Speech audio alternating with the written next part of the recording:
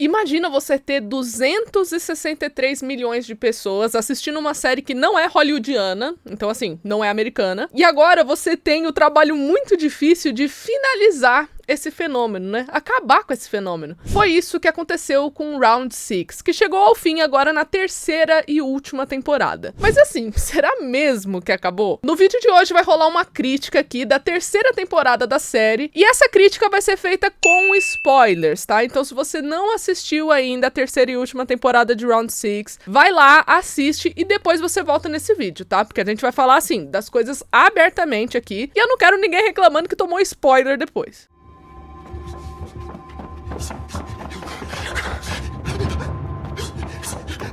Oi pessoal, sejam bem-vindos a mais um vídeo do Plantão Geek. Eu sou a Miss Walker e hoje trazendo aqui pra vocês uma análise sobre a última temporada de Round 6. Será que tá valendo a pena? Será que foi um fim agradável? Vai ter continuação? Não vai ter? Como é que foi que a Netflix tratou esse fenômeno tão gigante chamado Round 6? É isso que a gente vai falar aqui no vídeo de hoje. Então se você já gostou dessa temática, não se esquece de se inscrever no canal e deixar o seu like, tá bom? Porque isso me ajuda demais. E você também pode compartilhar esse vídeo pra todo mundo que você conhece que também gosta de Round 6. Gente, assim, pra começar, uma coisa que eu já tinha como fato na minha cabeça é que eu sabia que ia ter uma porcentagem que não ia gostar do final da série. Isso porque Round 6 é uma série popular, e isso tende a acontecer com séries populares. Porque assim, pensa comigo, quanto mais gente assiste uma série, mais pessoas criam expectativas diferentes em relação ao final dela. Então cada um vai desejar alguma coisa, o que é normal, tá? Eu não tô colocando isso como uma crítica pra audiência, nem nada assim. Isso é normal, quando uma série é muito popular, ela vai ter que ralar mais pra fazer um final elaborado. E mesmo assim vai ter gente que não vai gostar justamente porque a audiência é muito grande. Isso aconteceu com Game of Thrones, Lost, Breaking Bad, Dark, Sopranos, Friends, e vai acontecer com Stranger Things também, pelo mesmo raciocínio. E é claro que Round 6 não conseguiu fugir disso, né? A série é um fenômeno, naturalmente ela seria julgada como tal. Mas eu já adianto uma coisa aqui pra vocês. Eu achei o final de Round 6 adequado. Repare que eu não falei bom. Eu não falei ruim, eu não falei nada disso. Eu falei adequado. Mas tem um detalhe muito importante nessa minha constatação que eu preciso que você fique até o final desse vídeo pra você saber, que é uma coisa que eu não posso chegar falando, sabe? Eu tenho que dar aqui um argumento, uma coisa mais elaborada primeiro. Então assim, a coisa mais importante desse vídeo, né, nessa crítica, eu vou ter que deixar um pouquinho pro final, então fica aqui comigo até o final, beleza? Se você é muito fã de Round 6, você vai ter que saber dessa informação que eu vou compartilhar. Mas enfim, vamos aqui direto pra crítica, né, pras partes que eu já posso falar. Primeiro, vamos lembrar aqui que a segunda temporada, ela foi a parte de um todo, né? Na última crítica de Round 6 que eu fiz aqui no Plantão Geek, eu cheguei a comentar o quão eu fiquei irritada com o fato deles terem vendido a segunda temporada de Round 6 como se fosse uma coisa fechada, como se fosse de fato uma temporada. Mas na verdade é uma primeira parte de um mesmo enredo. A segunda parte foi essa terceira temporada. Ou seja, o estilo narrativo da terceira temporada é um pouco estranho quando você começa a assistir, justamente porque ele não foi feito para ser colocado ali numa temporada, e sim pertencente de uma parte. E acredite se quiser, isso faz total a diferença. A jornada dos personagens continua nesse jogo mortal aqui, que inclusive não tem dó nenhuma de matar personagem que o público gosta. E isso pra mim foi uma decisão fundamental para que as coisas corressem bem. Se Round 6 começasse a ter dó, as coisas iam sair muito errado. Então assim, jogadores como a 120, 007, o número 222 e a 149, cara, foi tudo umas mortes doídas de assistir. Inclusive a morte da jogadora 120, que foi aquela diva trans, né, que tava ali na série, pra mim foi a morte mais pesada da série, principalmente pela maneira que foi feito, né? A diva fez tudo, gente, na segunda temporada e também nessa terceira, ela tava assim, dando a vida, literalmente, pra morrer por conta de um engano, cara.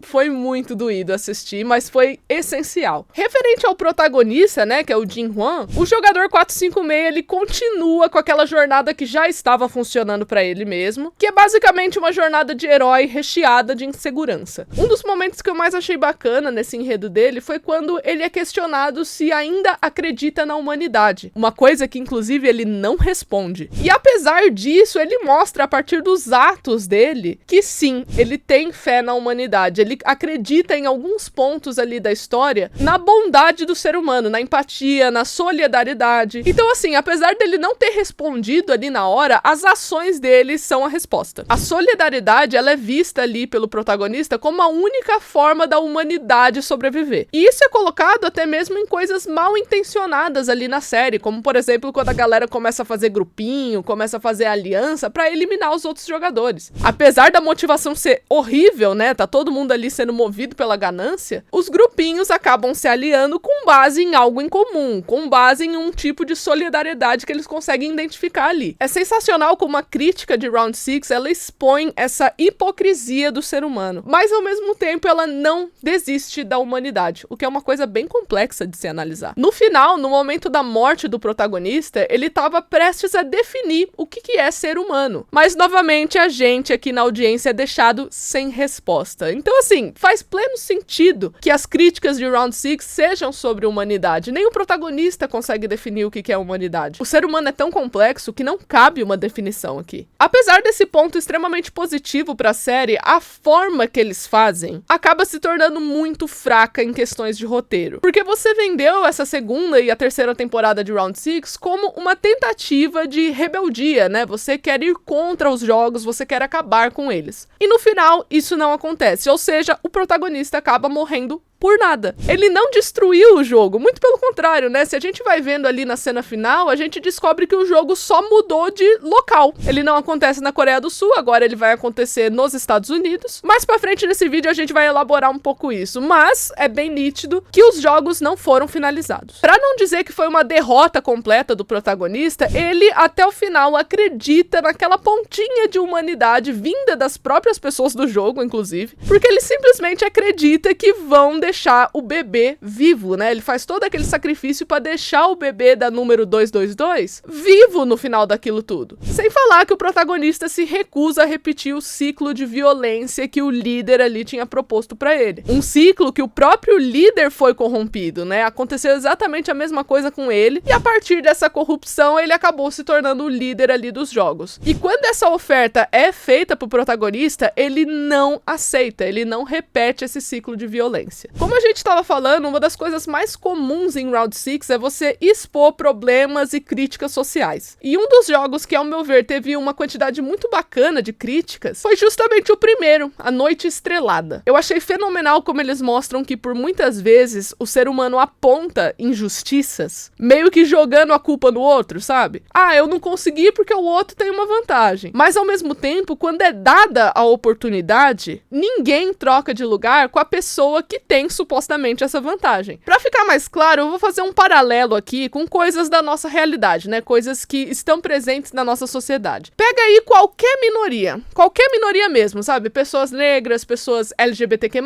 mulheres, deficientes, qualquer minoria mesmo. Agora, se você é uma pessoa que não pertence a essa minoria, digamos aí que você é branco, homem, hétero, parte de uma maioria que não é reprimida. Galera, é muito fácil você encontrar na internet pessoas que são parte de uma maioria e que apontam supostas vantagens que as minorias têm. Essas vantagens, digamos assim, eu tô colocando aspas mesmo, tá? Porque não é vantagem. Essas vantagens que podem ser vistas aí, de repente, como cota social, como criação de leis para proteção dessas minorias. Tem gente que vê isso tudo aí como se fosse uma vantagem para aquela minoria. Sabe aquele cara que de repente vê na internet ali uma situação de uma mulher descendo tapa na cara de um cara que tava assediando ela? E aí o carinha nos comentários vai e fala assim: ah, imagina se fosse o contrário. Esse tipo de pessoa, sabe, que insiste em dizer que minoria tem alguma vantagem de alguma coisa, pergunta pra esse cara se ele quer trocar de lugar com a pessoa que ele tá apontando que tem uma vantagem. Ele não vai querer fazer isso, justamente porque ele sabe que ele é a pessoa que está com a real vantagem social. Isso acontece na nossa sociedade, né? Muita gente aponta que o outro tem uma vantagem, que o outro não sei o quê, mas não quer trocar de lugar. Por que será, né, que não quer trocar mudar de posição social com aquela pessoa. Porque muita gente, ao meu ver, fica frustrada com o próprio fracasso e precisa de um bode expiatório, precisa achar culpa de alguma coisa. Então, de forma bem indireta, A Noite Estrelada em Round 6 faz uma crítica a isso. Você tem um grupo que a galera ficou falando que tava tendo mais vantagem que o outro, mas você teve pouquíssimas pessoas que se dispuseram a trocar de lugar com o grupo vantajoso. Ué, se aquele grupo tinha tanta vantagem, por que mais gente não trocou de lugar? Então você entende? É uma crítica social que é colocada aqui em Round 6 que reflete bastante na nossa sociedade. É uma coisa que acontece no mundo e é colocada de forma totalmente diferente ali na série. Essa com certeza foi a minha crítica favorita, inclusive. Nesse mesmo jogo, você tem outras críticas implícitas, como por exemplo, a sobrevivência do mais forte. Será que a pessoa que sobrevive no final, aquela que vence todos os obstáculos, de fato é a mais forte? Ou será que só foi vítima de algum acaso? Isso é uma questão aí que a própria série levanta também. Em relação ao desenvolvimento dos personagens, uma coisa que eu sempre gosto de observar é a narrativa psicológica. Quem acompanha o Plantão Geek aqui constantemente sabe que eu sou uma pessoa que eu trabalho com narrativa psicológica, né, nesse ramo do cinema, que seria basicamente aquilo que explora a motivação e todo o drama por trás de um personagem. No cinema, em momentos de pressão, é quando a gente consegue finalmente saber quem é o verdadeiro personagem. E isso é colocado em prova em muitos momentos aqui dos episódios. É uma mulher que não é egocêntrica, que decide voltar pra buscar as amigas ao invés de ir embora. É o cara que faz da ganância o seu melhor amigo e apenas quer vencer e conquistar a todo custo. Seja o jogo ou a garota que ele gosta, né? É o filho que não consegue ser maldoso com ninguém. É a mãe que prioriza a bondade e depois não consegue suportar as consequências disso. Ou então pode ser até a inimiga, que tem um traço de humanidade e busca se redimir no seu próprio modo. Inclusive, de todas as tramas dos personagens, eu diria que a que foi mais interessante nessa temporada foi a da guarda número 11, que seria aquela norte-coreana, né? Eu acho que foi a trama que mais deu pra desenvolver num nível adequado. Isso porque, apesar dos outros personagens terem o seu drama, terem a sua narrativa psicológica trabalhada, a gente não tem tanto tempo assim, como audiência, pra processar aquilo que a gente tá vendo. Os caras vão e colocam 3, 4 eventos muito importantes no mesmo episódio, como por exemplo o nascimento do bebê, a morte do 007, a morte da 120 e depois a morte da 149. Isso tudo acontece num tempo muito curto. É basicamente assim, ação, consequência, ação, consequência, ação, consequência, e não tem nenhum tempo pra gente processar aquilo que a gente tá vendo. Ou seja, não acontece um desenvolvimento de uma maneira que os personagens merecem, de uma maneira assim que busque dar atenção pra aquele problema. Isso tudo faz com que a série se transforme numa série performática. E tem aquilo que é chamado de roteiro de espetáculo. O roteiro de espetáculo basicamente é aquilo que você vai, assiste uma vez, você se choca, se emociona na hora que você tá assistindo, mas depois, quando você vai pro outro episódio, você já tá focado em outras coisas. Ou seja, ele faz uma alusão a uma peça de teatro, né? A um espetáculo, que você vai lá, vive um momento, assiste a peça e depois vai embora. Quais são as melhores peças de teatro? Aquelas que, ironicamente, não têm um roteiro de espetáculo. Aquela que você vai sair ali da peça de teatro e vai ficar pensando em casa sobre aquilo. Round 6, na sua terceira temporada, apostou muito em roteiro de espetáculo, que geralmente é o que séries muito rentáveis fazem, né? São séries que são extremamente comerciais. E eu não coloco isso como uma coisa positiva para Round 6, porque no começo, na primeira temporada, por exemplo, a série não possuía roteiros de espetáculo. Apesar disso, uma coisa que merece o elogio foi justamente a representação do bebê, né? O que você coloca ali demais quando você adiciona um bebê na narrativa. Apesar de eu ter dado boas risadas com essa criança, porque, gente, é basicamente a Renesmee do Crepúsculo, né? O nenê foi feito de computação gráfica, o que me fez dar muitas risadas. Mas, enfim, né? A mensagem com esse bebê foi sobre inocência. É um serzinho ali incorruptível, né? Nesse momento, a criança é a única pessoa ali que não está corrompida por nada. É a representação dessa fé na humanidade que o 456 tem. E isso traz até uma outra mensagem, né? Você tem ali participantes de Round 6 que estão dispostos a sacrificar a inocência pra conseguir o que querem, que é uma coisa que acontece muito na nossa sociedade, né? Às vezes, quando a pessoa ela é muito ambiciosa, quando ela busca muito por um objetivo, ela acaba sacrificando coisas no caminho, acaba sacrificando a sua própria inocência pra ela conseguir o que ela quer. E essa é uma crítica que fica implícita aqui em Round 6 também.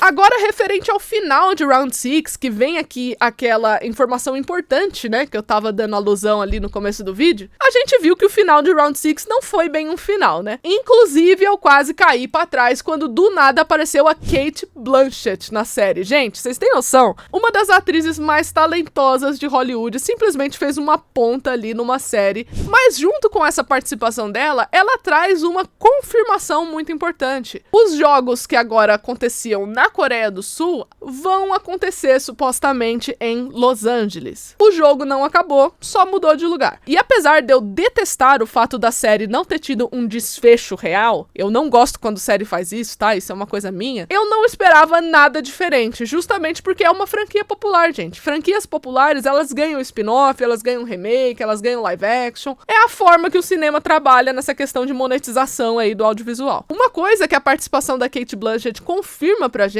seria referente a uma notícia que ainda não tinha sido confirmada sobre uma versão americana de Round 6 que seria ali conduzida pelo diretor David Fincher. Então sim, vai existir um Round 6 americano. Isso tava ali como rumor há muito tempo e essa participação da Cate Blanchett e a forma que a série terminou praticamente confirma isso. Eles vão fazer um Round 6 americano como uma forma de continuação da história. Quem sabe eles envolvam a filha do 456 pra você ter um vínculo ali com a produção original, já que a menina tá morando em Los Angeles? Não sei. O que eu sei é que o David Fincher é conhecido ali na Netflix como o criador do Mindhunter, que é uma série super popular, e ele também já tem uma parceria de longa data com a Cate Blanchett, o que justifica também o porquê que ela apareceu ali na série, né? Geralmente diretores têm algumas panelinhas com alguns atores, e a Cate, ela é parte dessa panelinha do David Fincher. Enfim, dito tudo isso, o fato é que o Round 6, ele teve um desfecho que foi até que bacana nessas questões aí de críticas sociais, o que poderia ter sido feito e tudo mais, mas foi longe de ser perfeito. Foi apenas uma coisa que poderia ter sido bem pior.